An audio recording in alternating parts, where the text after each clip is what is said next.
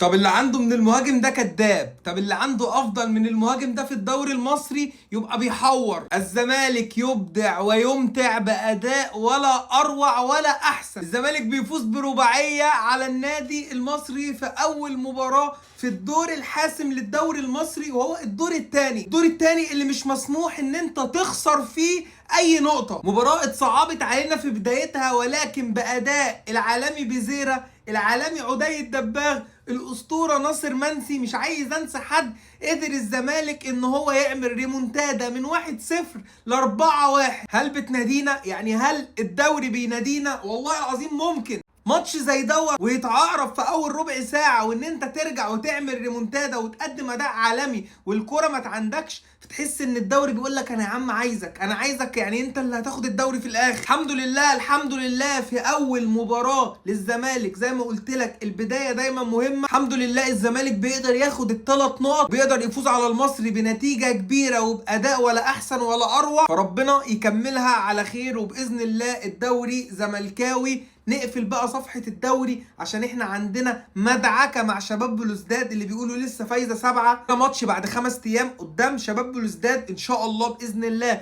زي ما قدمنا اداء عالمي النهارده في مباراة المصري، ان شاء الله نكمل السلسلة ديت ونفوز على شباب بلوزداد في الجزائر، وان شاء الله نعمل ماتش عالمي حتى في ماتش العودة، وان شاء الله القادم افضل لنادينا نادي الزمالك. الف مليون مبروك لكل جمهور نادي الزمالك، وتحية خاصة للابطال اللي كانوا موجودين في مدرجات نادي الزمالك النهارده على الاداء اللي بيقدموه دايما. اللاعب رقم واحد مش اللعيبة، الجمهور هو رقم واحد.